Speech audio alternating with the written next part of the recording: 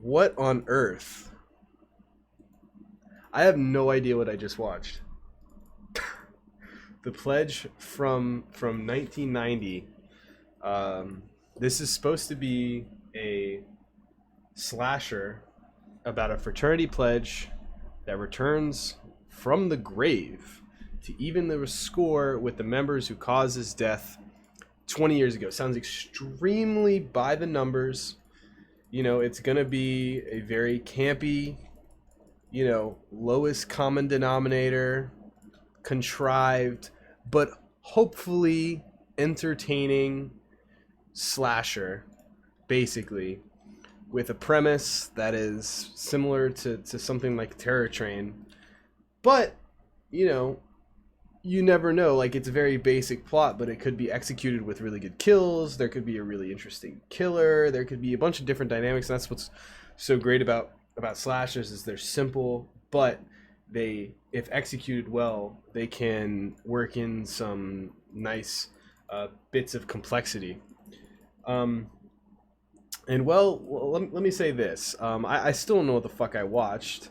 And as somebody who constantly is fearing that they're missing something, or, my ADHD got in the way of me picking up on a subtle nod from a character or something in the background or a brief statement that ends up coming into play later on in the movie, there was, okay, there is nothing. This is the most inexplicable horror movie I've ever seen in my life. All right, because there is shit that happens with very little to no exposition, and especially how this movie fucking ends. It just, there's no real resolution. It just kind of stops, right? Because this movie is 85 minutes long, and 45 of the first 85 minutes is essentially just a setup of how shitty it is to be a pledge, and just how awful and ridiculous Greek life as a whole is. Honestly, it paints Greek life in a really, really horrible manner. And as somebody who is currently in college and has been in college for a couple of years and knows people that have been in Greek life, sorry, who, for better or worse, think it's kind of stupid and yada yada yada and it's bullshit. And for me, somebody who didn't really get into Greek life, I can kind of side with that perspective, just because on its own I think Greek life is kind of whatever. My brief spiel on Greek life: I think it's a great place to meet friends. It can serve as an object in order to get relationships started. For me, I worked somewhere and it wasn't the greatest job in the world, but I met a bunch of friends. It can be a similar kind of situation with that. But I think fraternities themselves and just Greek life is kind of stupid. And the first, like I said, 45 to 50 minutes of this movie are literally just, this group of poor pledges fucking having to bow down and kiss the ass, literally, and just eat and do a bunch of really fucking ridiculous things. And there's like, this movie is only 85 minutes, so it's a short movie, right? I mean, it's less than 90 minutes.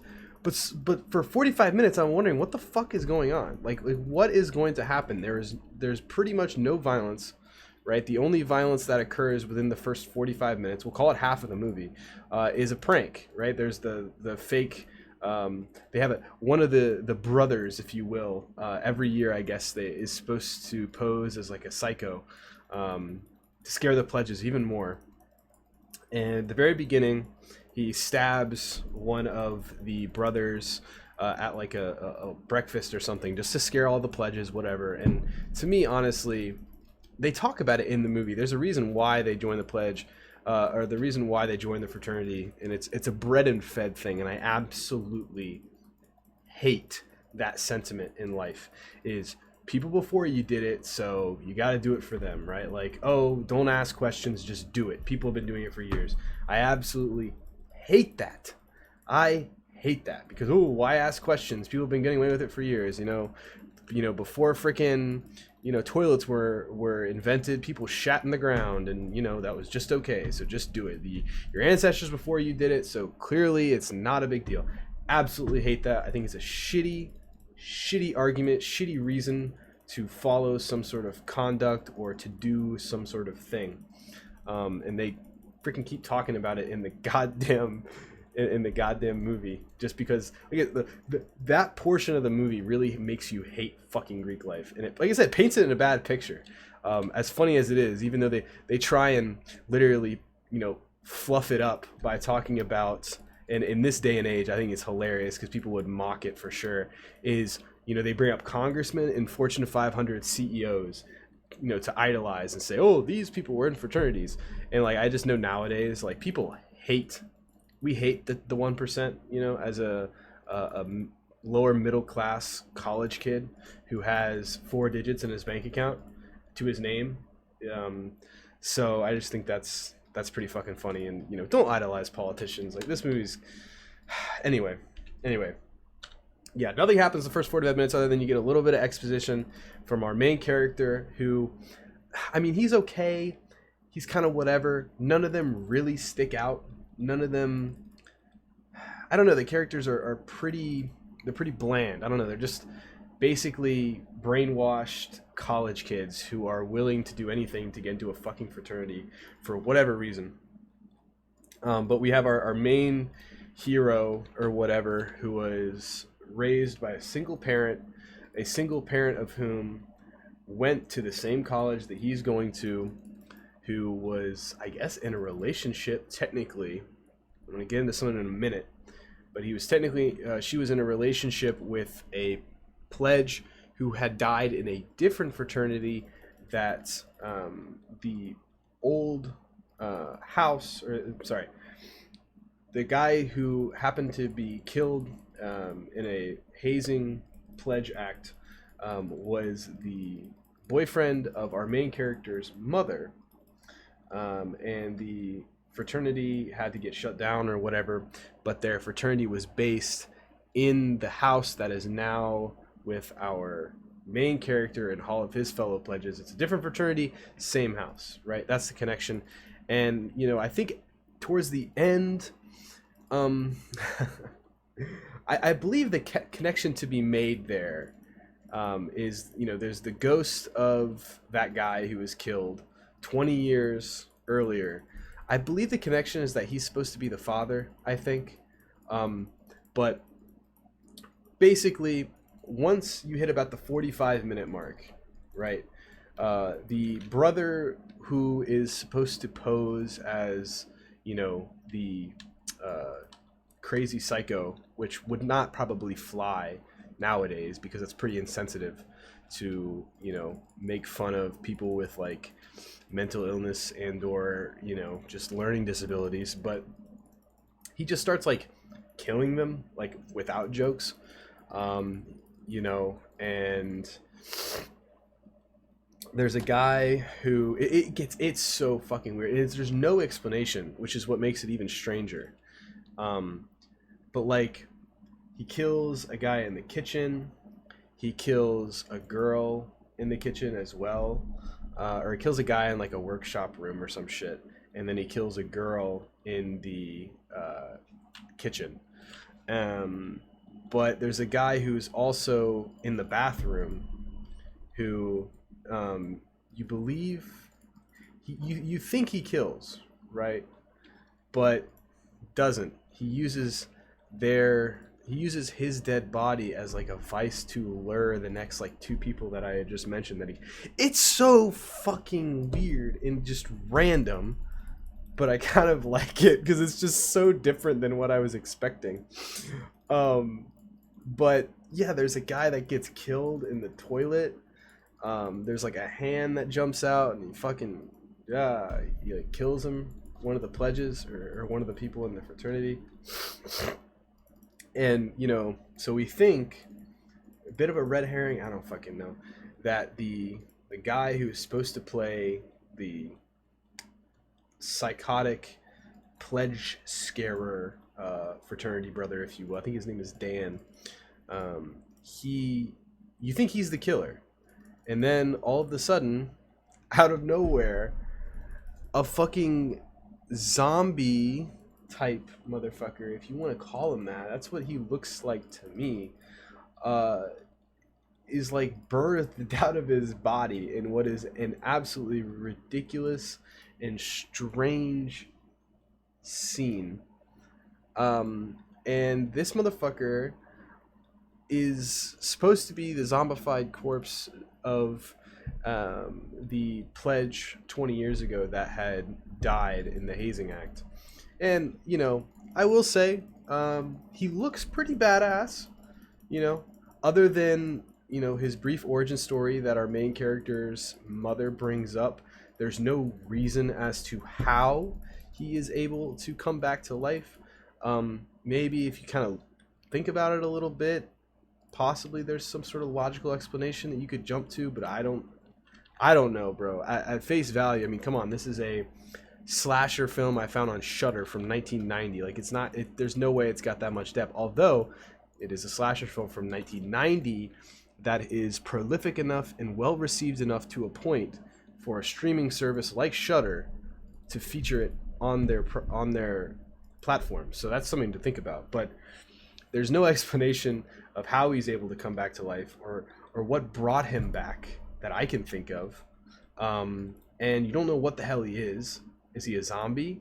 Is he a vampire? What's his weakness? I don't know. They you know, spray him with a fire extinguisher and they think that kills him, but it ultimately doesn't. And, you know, it's explained at the very end, and it's not explained, but there's a little bit that is kind of thrown out into the universe, into the movie's cinematic universe, that kind of gets me thinking. But when you first do see the killer, he looks pretty badass, all right? He reminds me a little bit of the Night of the Demons character. And, he was supposed to be a pledge who died 20 years prior, so he's dressed up in kind of like hippie attire, if you will, which, you know, whatever. But he looks like a Night of the Demons vampire, right? That's what I thought, or like, you know, some sort of like werewolf or something, mixed with like a 70s hippie. He's got like the jacket, he's got with like all the pins on it, and he's got like long hair, and, you know, whatever. He looks pretty cool, right? The makeup job, I think they did pretty good. But, you know, he like teleports around, he can talk, he looks kind of like a human. He can take beatings, he just kind of disappears in thin air. Like, he is, I don't know, there's no real rhyme or reason to what he's doing other than trying to exact revenge, but like, you don't know what causes him to tick per se. You don't know what stops him. And like, throughout the movie, and a lot of the victims he's killing, he's asking them who they are, right? And I have a theory about it. I do have a theory, but just kind of want to cover the basis of the movie, because at that point, whenever they do ultimately resurrect him or whatever he's in the movie, granted this is about 55 minutes through the movie, because the first 45 minutes nothing happens, other than that little bit of exposition when our main character visits his mom and she tells him about what happened 20 years before. But, you know, and then the next 10 minutes are, you think the guy Dan is the red herring. You think he just randomly decides to become a serial killer. But you have about 20 minutes of the movie in which you actually get to see the pledge himself in action, the zombified vampire werewolf pledge. And so, you know, he just kind of kills people. There's a decent amount of body count. The blood and guts, like I said, I do like his makeup job. It's similar to Leprechaun in that it's such a ridiculous movie, but they actually did a damn good job. I can't say Warwick Davis, the Leprechaun character himself, is way different, because not only does he look good, but he's also, Warwick Davis's performance is like unparalleled, really, and that's the reason why they got all those sequels. But, you know, the gore, it's kind of whatever. You know, a lot of it's kind of tame, you know, and it's nothing super significant. You know, same with the kills. I would say my favorite kill, if I had to pick one, was, in my opinion, what I proclaim as death by head. He takes one of the guy's faces and like shoves it in his like steaming hot stomach or something, and that's how he dies. Um, really fucking weird movie though. Like, to tell you the truth, I've never seen a movie quite like this. And so for that, I think you have to give it praise based on some of the slashers I've watched and just movies I've watched. You know, The Edge of the Axe, The Mutilator, uh, Before Dawn, all that bullshit. Like, this movie, I can at least give kudos to for its creativity. Although it's I don't know, I can't imagine who gave them this script and was like, make this movie. Like, I don't know how they really did it, because it just doesn't make sense. It just does not make sense. I will say that the Anthrax music, had to mention this. The Anthrax music is pretty badass. But yeah, the kills or whatever. The killer himself, I don't feel he gets a decent amount of screen time once he's in the movie. He just looks like a normal guy. Other than his skin, like, he's not like hulking 8 feet tall, super giant, buff, whatever. For a brief moment, they spray him with fucking fire extinguisher shit. They try and extinguish his ass, and then they like stab a sword down his throat.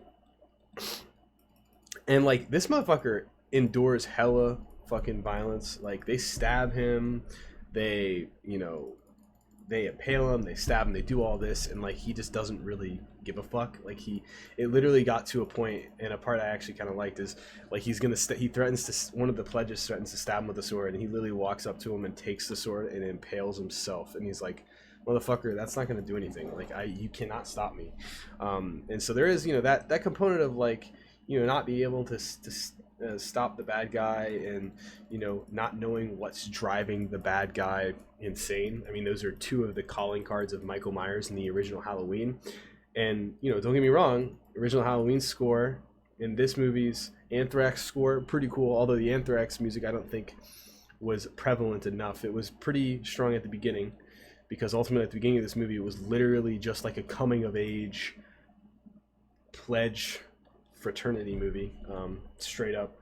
But towards the end, they used it a little bit, but I guess in fairness, there wasn't a lot of moments where they could have used it. But at the end, they try to call the police, and the police give the most ridiculous excuse for not answering a 911 call where people are claiming to have witnessed murder.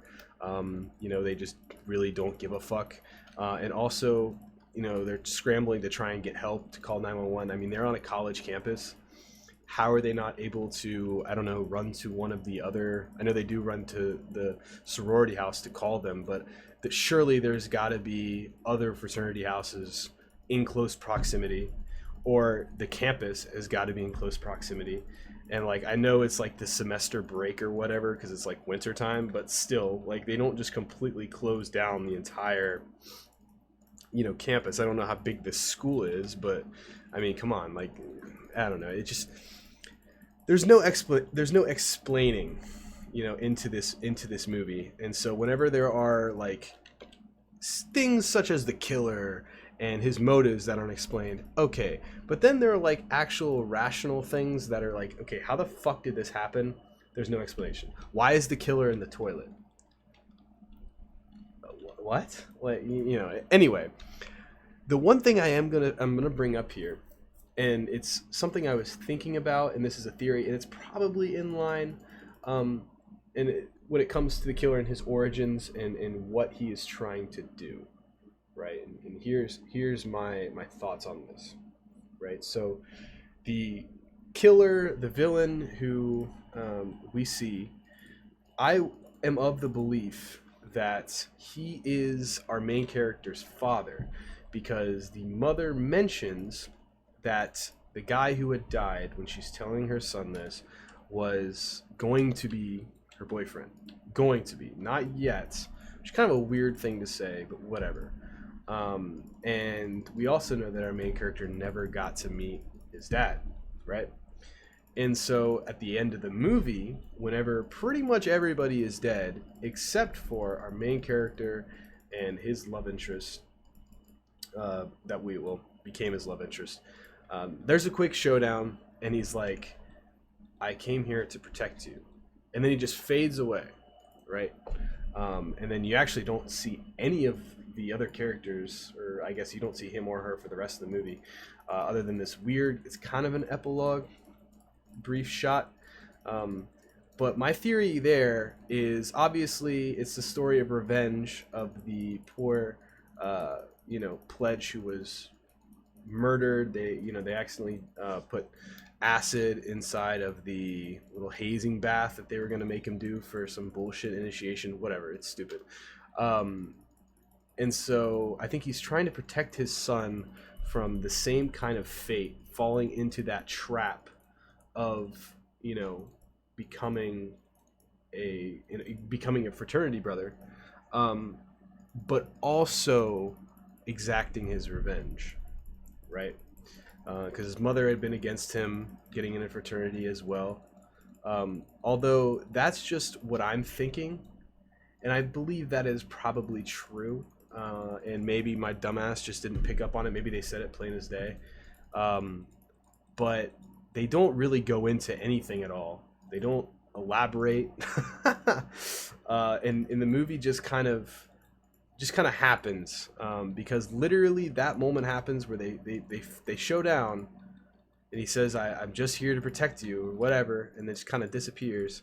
And like I said, there's a bit of it's kind of an epilogue, not really, where they talk about all the events that just happened, and there's this really fucking fantastic male individual, our fantastic strong white male who is looking for sympathy sex after his now ex-girlfriend, I believe, leaves him for our main character, and I think she was I believe it is a scene with one of the neighboring or sister sororities and one of the guys from the fraternity who just so happened to wasn't in the house for the carnage or whatever.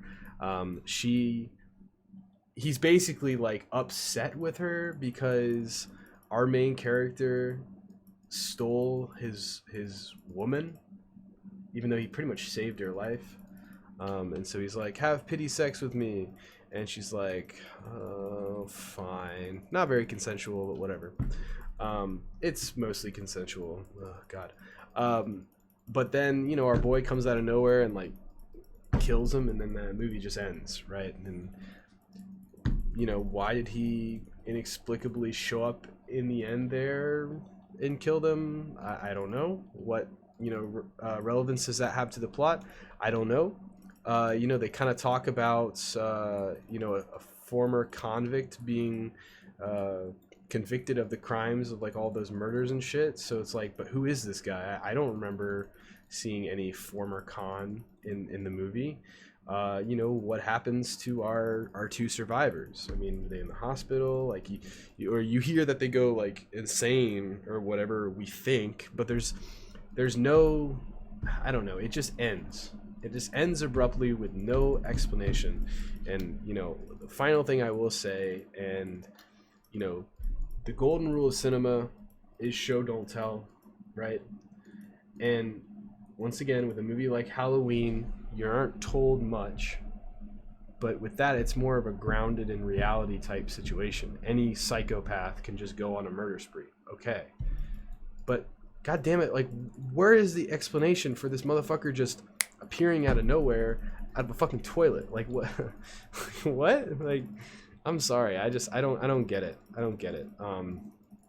Even still though, I will commend this, and granted it was partially because I had pretty low expectations / just did not know what the fuck to expect going into this movie, but my expectations were exceeded, and I did find myself, I've been ranting about this movie for 25 minutes now, I did find myself actually entertained. And although the first 45 minutes in itself, not a lot happens, it's just bullshit, pledge hazing, which some of it was kind of stomach turning and kind of like, what the fuck to watch. And as somebody who's not a big fan of Greek life in itself, it kind of made me hate it even more. And so, I don't know how to feel about that, but nothing really happens. The last 20 minutes are pretty brief, and it's kind of a mess, but I don't know. In a way, it has its charm. I can't necessarily say I like it for those various reasons. Like if I were to rewatch this again, I don't know if I'd want to sit through the first 45 minutes because it's just so stupid, and just not. I don't know. It's like I said, it's just bullshit pledges. You know, being hazed with making them eat weird shit, making them do weird shit. Like and none of it is relevant at all. You know what I mean? Um, and just the cast itself isn't memorable enough. I don't know. But like I said, the ending, the killer himself is, I don't know. I like the way he looks. Some of the kills are pretty brutal. His makeup job is pretty badass. And you know, it averted my expectations a little bit, and it was like, ooh, okay. So, you know, the first hour of this movie was kind of a blur. It's kind of a shit show. But the last 20 minutes, I'm kind of interested to see what the hell happens and how this film kind of gets to a resolution. But it doesn't really get to a resolution. That's the thing. You know, it just kind of ends.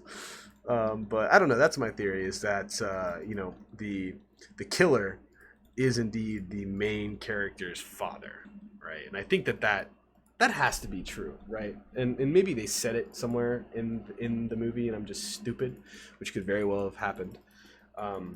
But yeah, I don't know. I don't really know how I feel about it. I can't say I liked it per se, but it was an interesting watch, although definitely not an interesting watch the second time over. I don't think. I don't think.